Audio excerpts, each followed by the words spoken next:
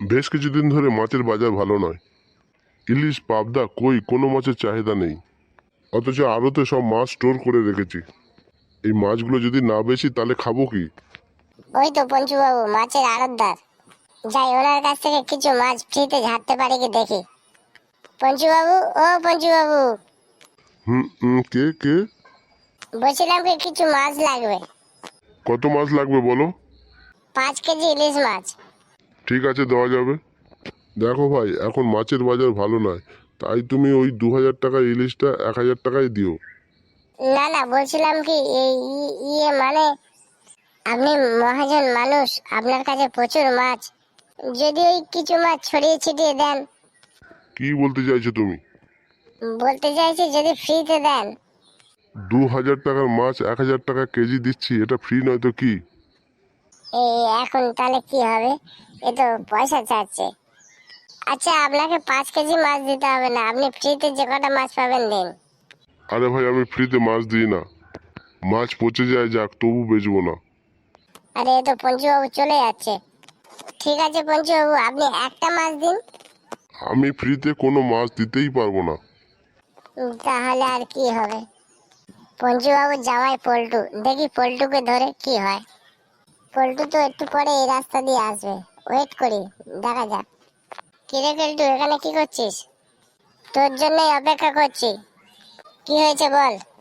বলছি তোর শ্বশুর তো মাছের আড়তদার, তা তোর শ্বশুর বাবাকে বলে কিছু মাছ দে না আমাকে, ইলিশ মাছ। কেন, কি হবে? সামনে বিশ্বকর্মা পুজো, অনেক গরিব মানুষ যারা জীবনে ইলিশ মাছ খায়নি, আমি ভাবছি তাদেরকে ইলিশ মাছ খাওয়াবো। দেখ, ইলিশ মাছের দাম তো অনেক, তা গরিব মানুষ অত লোককে তুই ইলিশ মাছ খাওয়াবি কি করে? এটাই আমার মনের আশা। কিন্তু আশা মেটাতে গেলে এত টাকা পাবো কোথায়? তাই ভেবেছিলাম, দেখ আমি শ্বশুরকে বলতে পারি, কিন্তু শ্বশুর মানবে কিনা জানি না। তাহলে কি হবে? তুই এক কাজ কর, কালকে তুই নদীর ধারে আয়, আমি শ্বশুরকে নিয়ে আসবো। কই রে তোর শ্বশুর কই? এক্ষুনি এসে পড়বে। হ্যাঁ বাবা, বলো কি হয়েছে? বলছিলাম কি বাবা, ও আমার বন্ধু কেলটু, ওর কিছু ইলিশ মাছের দরকার। হ্যাঁ, ও তো কালকে আমার কাছে এসেছিল, আমি তো বলেছি 2000 টাকার মাছ আমি 1000 টাকা করে দেবো। কিন্তু বাবা ও পুরোটাই ফ্রিতে চাইছে। সে কি করে হয়? বাবা একটু ভেবে দেখো, ও ভালো কাজের জন্যই মাছগুলো চাইছিল। হ্যাঁ কাকু, গরিব মানুষরা ইলিশ মাছ খেতে পায় না, তাই ভেবেছিলাম বিশ্বকর্মা পুজোর দিনে ওদের ইলিশ মাছ খাওয়াবো। ঠিক আছে, জামাই বলছে যখন আর তুমি যখন ওর বন্ধু, তাহলে ইলিশ মাছ দেওয়াই যাবে।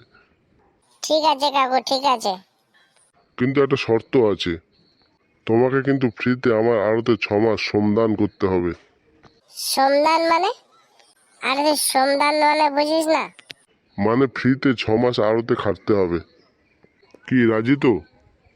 ইস শালা, ভেবেছিলাম ভাওতাবাজি দিয়ে ইলিশ মাছ নেবো, কিন্তু এ তো আমাকে উল্টো ঝামেলা ফাঁসিয়ে দিচ্ছে। কি রে, কি ভাবছিস?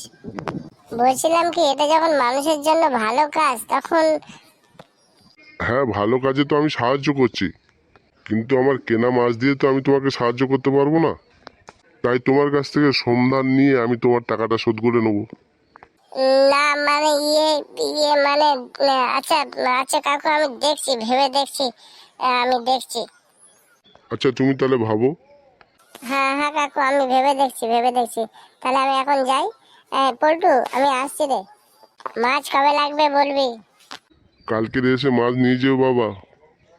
বাবা পল্টু, তোমার বন্ধু আর আসবে না। কেন কেন বাবা? আমি জানি ও ভাওতাবাজি দিয়ে মাছগুলো নিতে চাইছিল। যখনই বিনা পয়সার শ্রমদান দিতে বলেছি দেখলে না, তখন তো করছিল। হ্যাঁ বাবা, আমারও তাই মনে হলো, কেলটু যেন কিরকম একটা তো তো করছে। দেখো বাবা, আমি হচ্ছে ব্যবসায়ী লোক। আমি মানুষের চোখ মুখ দেখলে বুঝতে পারি সে মিথ্যা বলছে না সত্যি বলছে।